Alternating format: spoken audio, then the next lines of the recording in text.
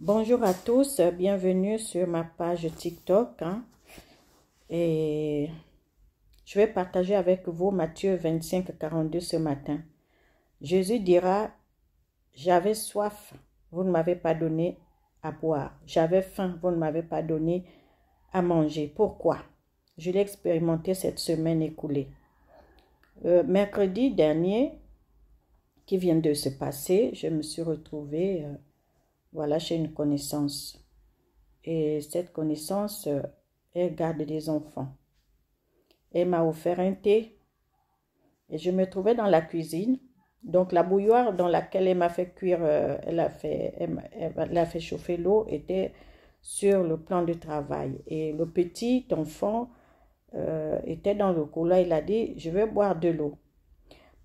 Il est venu dans la cuisine en voulant prendre son biberon.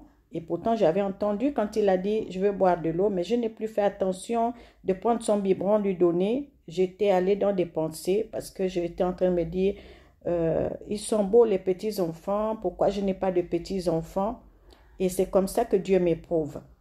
Donc, ce petit garçon vient prendre son biberon d'eau et sa main par hasard s'est trouvée à toucher la bouilloire chaude. Il est reparti vers sa tata pour lui dire, j'ai voulu boire de l'eau, mais ma main s'est brûlée et ça m'a chagriné parce que le biberon n'était pas loin de moi. J'aurais pu m'occuper de lui, sortir de mes pensées, lui donner le biberon.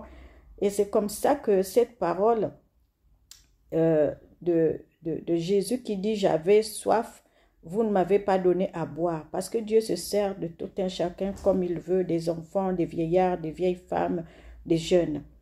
Parce que je me posais la question, je dis, mais je vais vers la soixantaine, je n'ai même pas un petit enfant. C'est malheureux quand on n'a personne. Je vois beaucoup de femmes, c'est mon petit-fils, c'est ma petite-fille, mais pourquoi je n'en ai pas? Et Dieu m'a éprouvé par ce petit garçon en disant, tu veux un petit garçon, tu veux être mamie.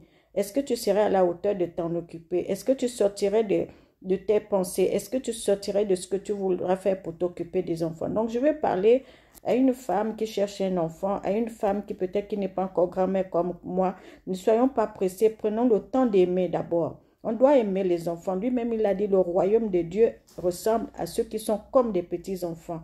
Des enfants, c'est des personnes qui ne sont pas compliquées, qui ne savent pas la haine ni la méchanceté.